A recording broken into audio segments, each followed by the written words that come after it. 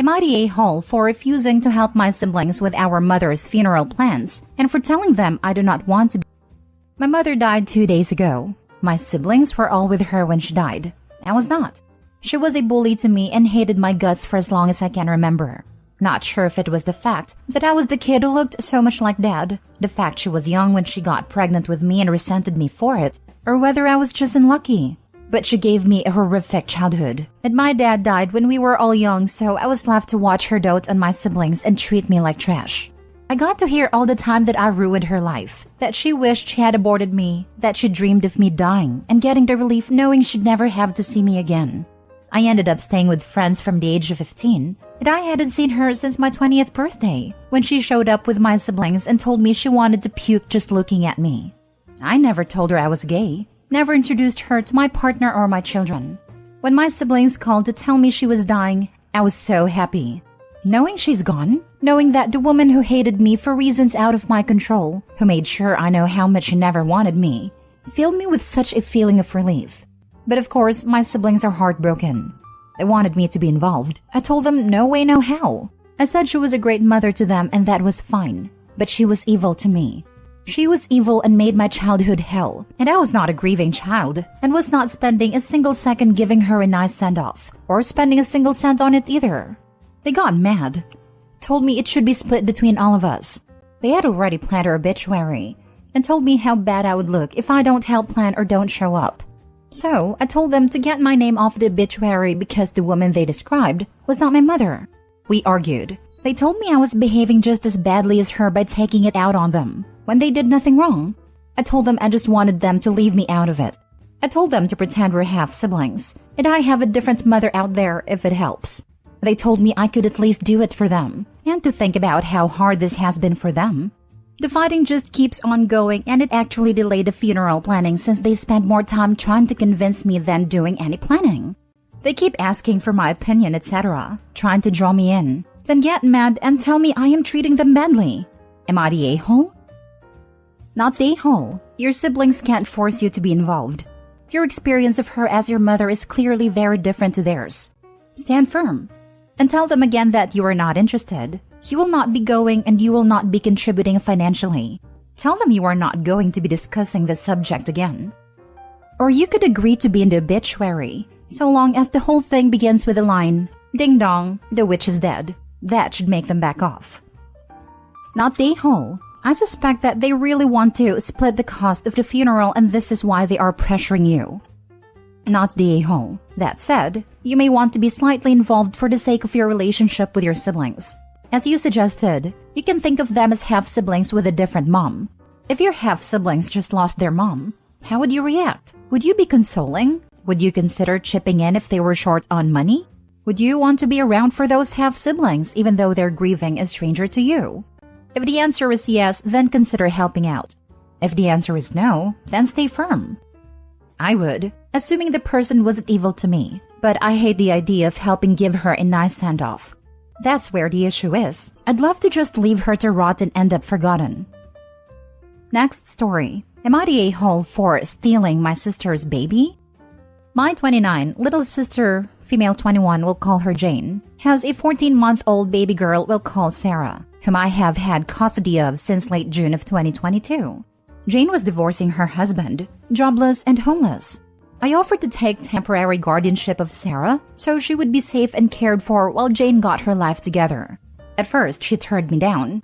However, after Sarah was dropped off to our mom's house in dirty clothes and an old diaper by a stranger, while she was supposed to be under the care of her father, Jane agreed to give her to me and my wife. Now, we made clear that it would be temporary, and that Jane would still have full access and could get Sarah back whenever she felt ready. However, during the last 6 months, Jane has completely disappeared from Sarah's life.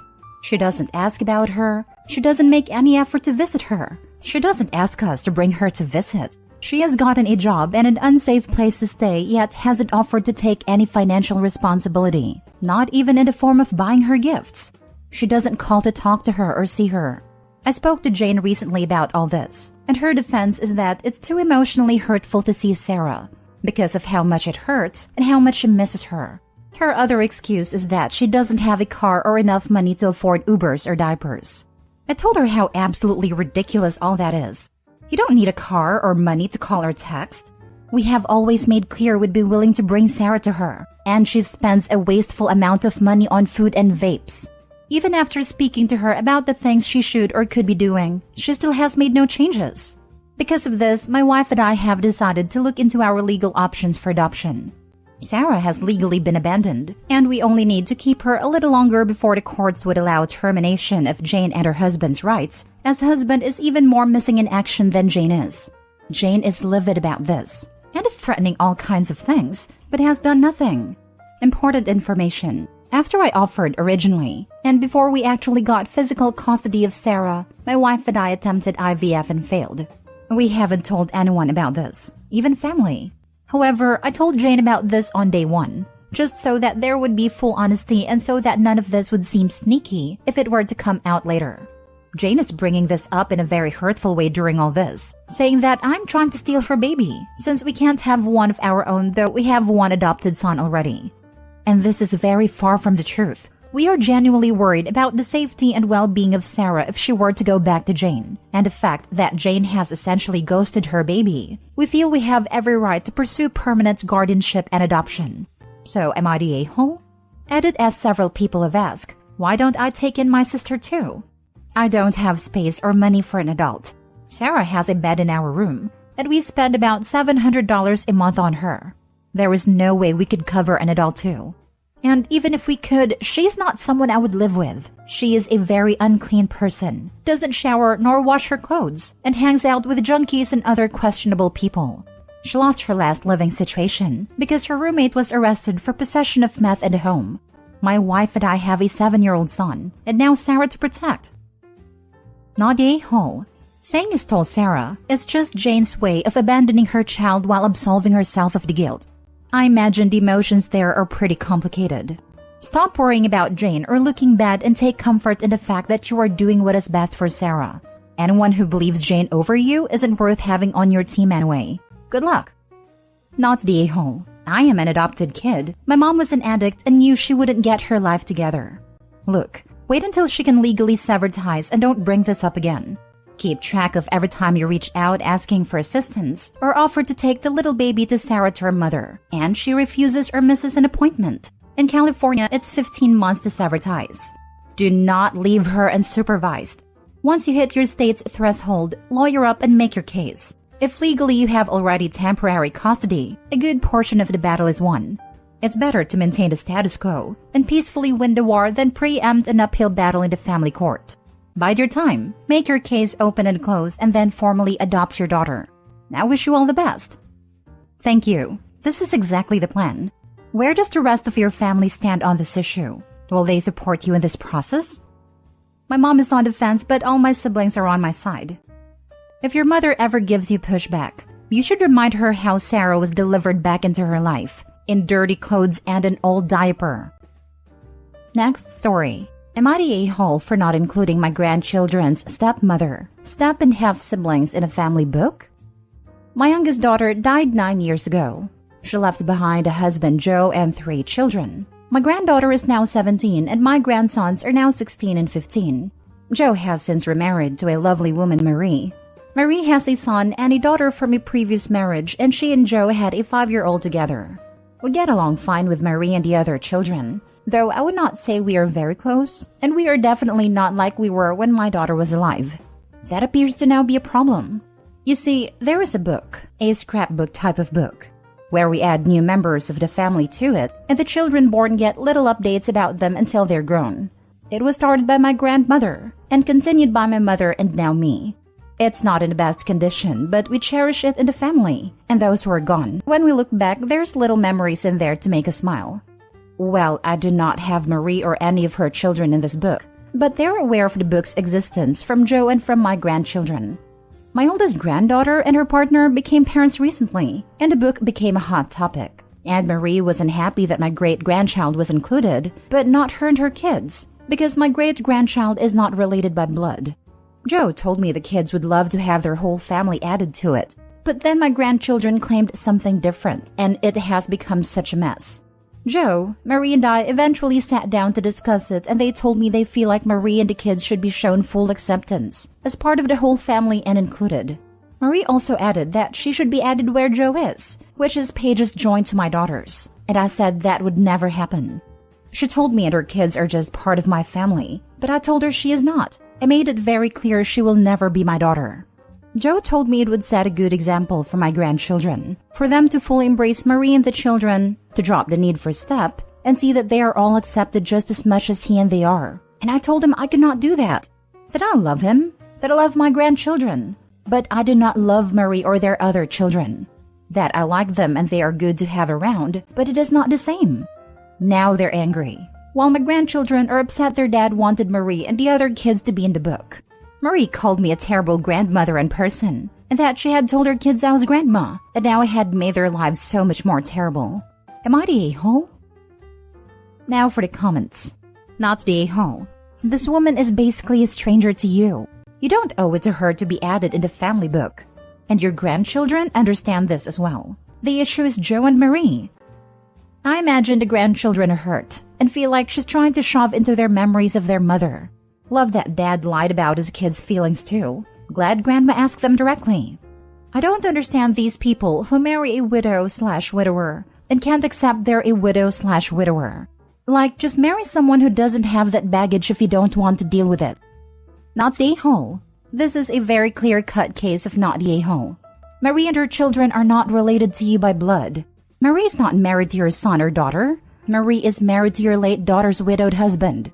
Joe only happens to be in the book because he was married to your daughter, who has since died. Joe, too, has no connection to you anymore.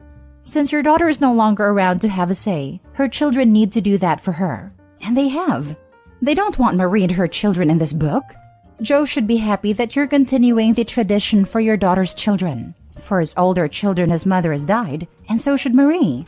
If Joe and Marie care so much, they should have started a new book years ago for their own blended family. But they cannot demand that extended family members do the same. This is yet another case of step-parents trying to force relationship with their stepchildren. And in this case, she's trying to replace the dead wife/mother. I don't understand why people can't understand that step-parent is an important relationship that can exist separately from children's love for their biological parents. Last story. Am I the a-hole for telling my adult sister that our family isn't cursed because our parents got divorced? My 37 female sister Jan, 41, can't get over our parents' divorce. Our parents have been divorced for over 20 years. Growing up, it was evident from a young age that their marriage was messed up. Dad even cheated a lot and never tried to hide it. When I was 6 and Jan was 9, Dad got Mom a dozen roses. Using context clues from things I remember at a time and confirmation from family, he was trying to apologize for an affair that got out of hand, which led to a huge fight. A few years later, Jan saw something romantic/cutesy on TV and asked why he never got Mom flowers. Dad said, "Roses are cursed and make your mom mad at me." Jan periodically brings up the roses are cursed BS every few years. I can't keep track of what upsets Jan. She also thinks dates that end in a 1 or 2 are cursed. Blue trucks on the highway are cursed. Types of food and a bunch of other stuff nobody should be expected to remember. It was my mother's birthday this weekend, and her boyfriend hosted brunch. I wasn't thinking and got Mom an arrangement that included roses. Mom loved it and put it in the kitchen. Jan showed up later with her family, all smiles, until about an hour later when she went into the kitchen, let out a blood-curdling wail, and started crying that roses were cursed and made Mommy divorce Daddy. She then ranted that I cursed the family by bringing roses into the house on Mom's birthday. I snapped and said Mom and Dad got divorced because Dad was banging his way through our whole zip code in the 90s. Flowers aren't cursed. We are not cursed. That Dad made bad choices. And if she couldn't come to terms with that, then she needed to seek treatment because her behavior wasn't acceptable or normal. She looked at me like I had interrupted her Oscar speech. She and her husband then left and we tried to salvage the day. Mom's boyfriend thanked me, but Mom and our aunt say I'm the a-hole and that Jen is sensitive and delicate and I should have known better than to bring flowers. My husband doesn't care. He just won't go to family functions with Jan there now. Not the a-hole. Your sister clearly has a lot of unprocessed trauma from the divorce. This is absolutely not normal for a grown woman to react this way 20 plus years later. She needs serious therapy. I work with one of her former coworkers, and apparently she flipped out similarly when a colleague of hers was sent roses from her husband, which led to her being fired. This happened about 7 or 8 years ago. She was around 17 when your parents divorced? She sounds like a flipping toddler. This weird superstition is adversely affecting her family and career. You are totally right. She needs help. And what the heck does she think roses are going to do? Your parents are already divorced. Roses aren't going to make them get a second one. Not the a-hole. I was about 17. She was 21, I think. Definitely not the a-hole. Your sister is unhinged. She definitely needs therapy. She's in denial. And I think about your father and why they divorced. And it's made her the way she is. So when this outburst happened, it's almost like she was in a dissociated state and was speaking as if she was a child again. I think that's giving her a little too much leeway. She 100% knows what she's doing. Not the a-hole, but you and her didn't live the same past. This was a really tough one for me to learn. That my trauma from our childhood isn't the same as my brother's and sister's trauma, even if we lived through the same event.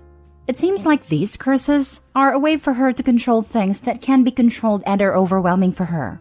I get it seems like she's victimizing herself, but maybe she doesn't have the same emotional strength, mental skills, or tools that you do.